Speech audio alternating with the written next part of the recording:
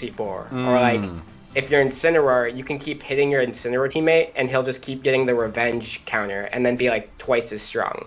So like, there's a lot of really interesting like techniques and theories that you can kind of like mess around with in this that you really don't have ever a chance to do in a 1v1 format. So yeah, you might see some crazy stuff tonight. Okay.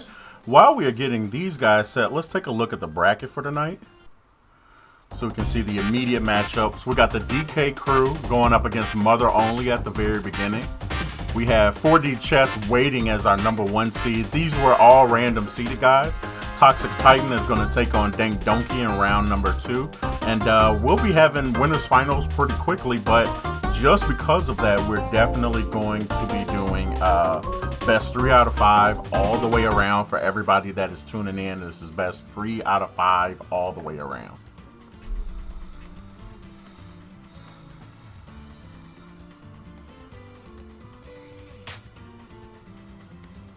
All right, there we go. And there's Luxray.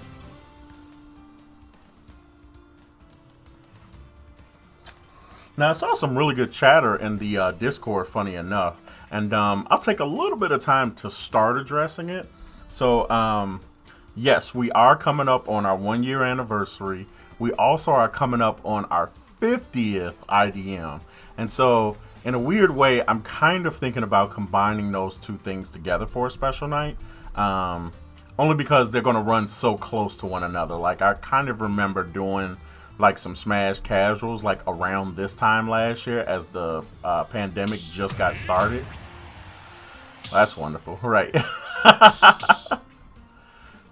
All right, perfect. I think I got DK Crew on the left and update that. So, no, actually, what I'm going to be doing is I'm going to be taking some suggestions on some things we would like to see. I've already got some ideas for some callbacks that I would love to do closer towards the 50th week.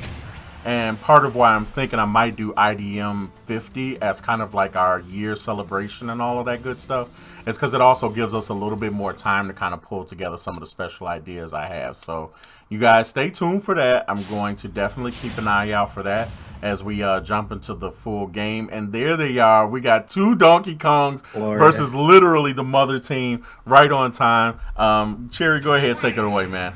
Oh man, I'm terrified of both of these teams because, for one, both of these teams, Ness and Lucas are actually a doubles format team just because they both have some really crazy stuff. Like, together, Lucas and Ness, with Lucas having some really good like carries with his multi-jab and his grab into falling with the snake. You can get some really crazy combos into Ness's like really good kill throw with his back throw, but it looks like Team Mother Only right now is kind of getting sent to their mommies as they've already lost 3 stocks together, and we need to make sure that like if you're this Team Mother Only, that now that you're behind this far, especially against 2 heavy characters, you need to take advantage of your smaller size as well as your larger hitboxes and make sure that you're able to deal the damage and get back. But unfortunately, anyone missing that up B, we're seeing just a ton of like chaos occur at the beginning of this bracket. And there it is, the PK freeze, which I think would be a great tool against these DKs. I think that if you're anyone in Swag, you really want to make sure that you're getting these characters into the air, these Donkey Kong, and making sure that Lucas then has a chance to really throw them into disadvantage. Nice back throw from Swag Fu to end that first stock. Another term. Oh, nice. That's what I'm talking about. That PK freeze really puts in the work. One thing, or a term rather, in doubles is anchoring. And so a lot of times in doubles, you'll see how one opponent will be far less aggressive than the other on their own team. And you'll see this because a lot of times in Smash, if you want to make sure that someone is like a stunk tank or an anchor, and they have more stocks. They're making sure that they have low damage on their stock.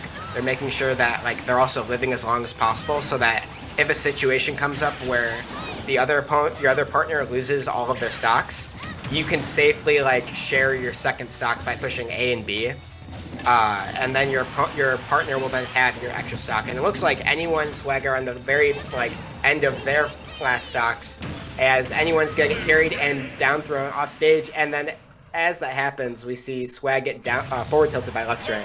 So really quick first game. I think that they started to adjust really well by the end of it. But like when you have NE1 here at 129, as well as 2 DKs that definitely aren't at kill percent yet, it's gonna be a much harder game once you're coming back from it. But I think that next game is definitely gonna be like much closer. I also think that what was it? Like right here, they both just got so cornered. And keep in mind that when you're playing with 4 characters on a stage, regardless of the stage, all of them get bigger to accommodate for the amount of people. So like you may not notice it because like the amount of people makes it so that like it fills up the whole map still.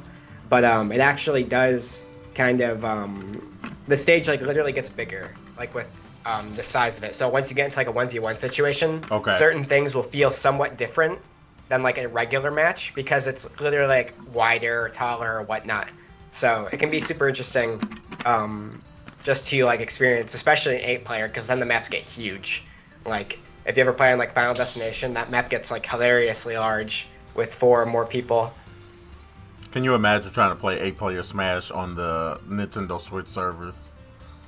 No. You would probably, they would blow up. They would explode. There's a reason they cap the the arenas at 4.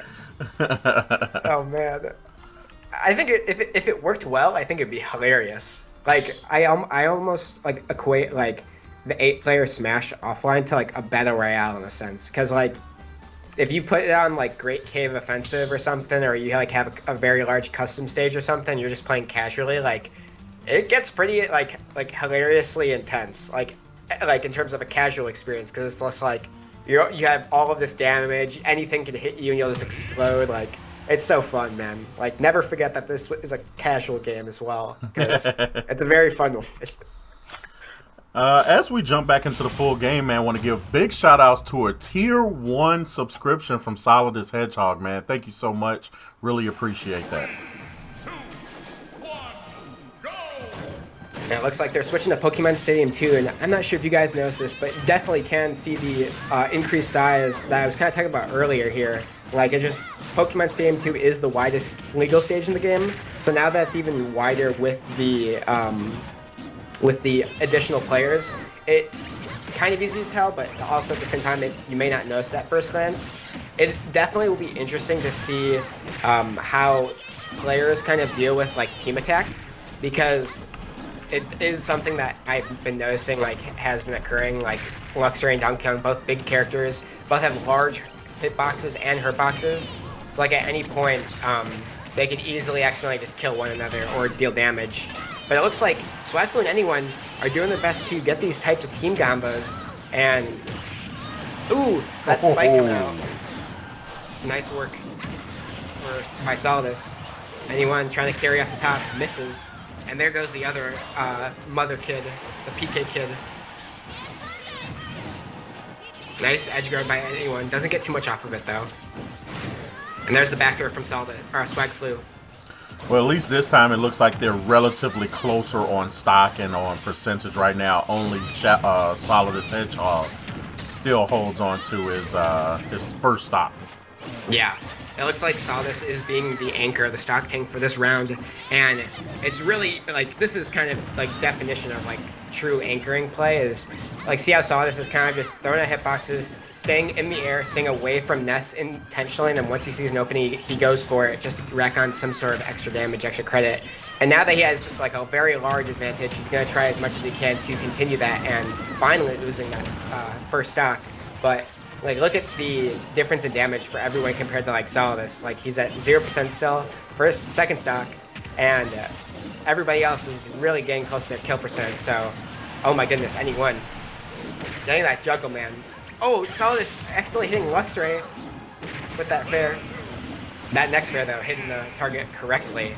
And now it's just Swagflu. What can he do here? What can he do in this next round? Run. Yeah. One thing also that is, like, very interesting is that once you get into, like, a 2v1 situation like this is why team attack is a thing in competitive 2v2, is that, like, once you get into this situation, man, Like if you are playing against like a zoner archetype like Samus or something on the other team, imagine how hard it would be to get in on either of them if they both could just shoot like fully charged plasma balls at you with no Over and over repercussion. with no repo. Yeah. Yeah, like it's maddening. So like for that reason, like DK like it definitely makes it more attainable because the players have to have much more careful uses of their abilities. Uh-oh. I thought we had an attempt at a wombo combo right there. Yeah, that's what I'm waiting for, honestly. Alright, let's see what happens. Oh, Solidus. Oh, loses one on that. A little early. This is possible now. I think Swagflu, what he needs now, he just needs to get that F tilt, get that fair, get some sort of kill throw on, or kill confirm on Luxray. Make sure that rage gets away from him. And then for Solidus, he just needs to start racking up damage in some way, shape, or form with a combo or something. Or even just keep playing this keep away game. Stay away, make sure his stock stays low in percent as long as it can. You're playing against 2 DKs, and 2 experienced ones at that. Whoa! And the armor with that fully charged punch for a Luxray. Really smart use of that, making sure that he could trick Swag into feeling comfortable there. As we see, he just kind of stands there. Swag throws one, unable to react to his Luxray. And then as we see Luxray again, tries to go for F-tilt, misses, goes for grab, gets whiff punched again. And then here, DK switch up here, jumps in. As soon as he lands, Swag thinks his dash attack will be able to cover the landing, and it just does not. Good stuff so far from the DK crew. I'm curious about stage choice. I think that Pokemon Stadium works really well for any level of double team because I feel like because of how wide it is, it allows you to almost play like 2 1v1s.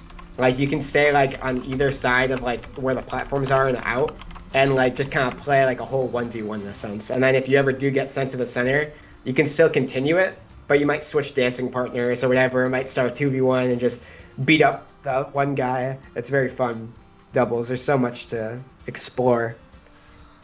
Yeah, and we're getting ready to see next up how the guys decide to go on stage striking right there. I think you were right and you guessed pretty good idea on literally saying like, hey, yeah, there's a pretty good chance that they're going to go for a wider stage on this one. We'll see how that goes in just a second. And just as a reminder for everybody, if you guys want, please do be sure to take a chance and take a look at our YouTube page at IPG_esports. We've got a bunch of the different tournament series that we have here. Of course, our latest was our Rocket League tournament from previous weeks. We also did just finish up a tournament over this weekend that I'll be uploading with a Tekken tournament that we've got some pretty good results for. Had some really hype matches on that as well. It looks like I think the guys are getting ready to go. Let's take a look back real quick. Yep, battle's getting ready to get started as we're getting ready to go into game 3 of our doubles tournament, match number 1 between Team DK and Team Mother. And I think One thing I really appreciate about this game for doubles though is that they have the outlines in the color of the team. Yep. So beyond just like the being able to have the customization of any skin that you may like, it's also so nice for accessibility. But what's not nice is Solidus hitting anyone straight to the blast zone, man. Like that's hurtful this early on. And what you also may have noticed on the other side, on the right side, Luxray almost was getting ready to do the exact same thing. That would have been clippable moment of 2021 already. Yeah, and nice work with Swagflu, kind of making Luxray overextend there and losing his stock due to an SD, but literally anyone not catching a break and literally just keeps getting fared.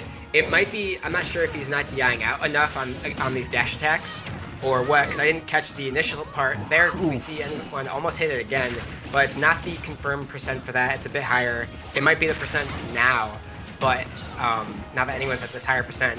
But we're seeing like Donkey Kong, every time either one of them gets a dash attack there, anyone didn't even DI out at all. He didn't have a chance. And look, now he's out for the count. However, Swagflu does have 3 stocks. Anyone does take one. And this is the importance of a stock tank when you guys are playing doubles, is that like you'll be seeing how anyone, like we're talking about how unfortunate this guy's out, but now that Luxray, or Swagflu rather, was able to continue holding on to those extra stocks, it literally gives him and anyone another chance at a team-wise counter strike in this final match possibly. So hopefully anyone is able to adjust to what's been going on. He doesn't want to get knocked off stage too much. It seems like he's not been able to kind of counter this Donkey Kong duo. Oh, Swag Nice. Flu. There we go. Nice from Swag using those Luxray PK down to his fleets. last stock right now as well. Yeah, Solidus being a great stock tank here. Like, look at this. He still has all 3 stocks through all the chaos.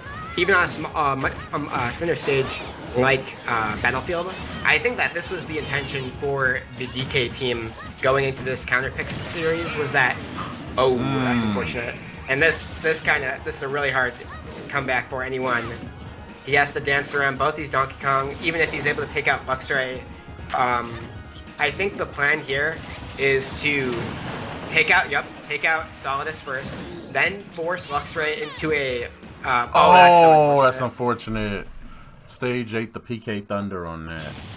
Yeah. The Donkey Kong team looking really dominating. Yeah, very strong victory for those guys on this one.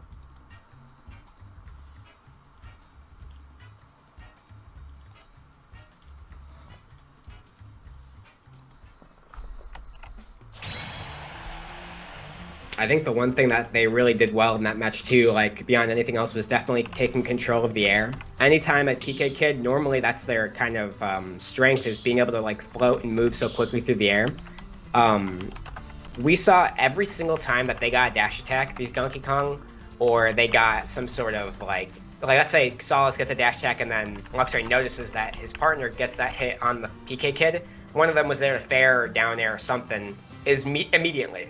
And that's so important, like when you're like forcing somebody that's good in the air to now like kind of second guess themselves about being in that space. And every single time, man, NE1 was just not ready for it. Maybe a bit too quick, maybe just wasn't like expecting it.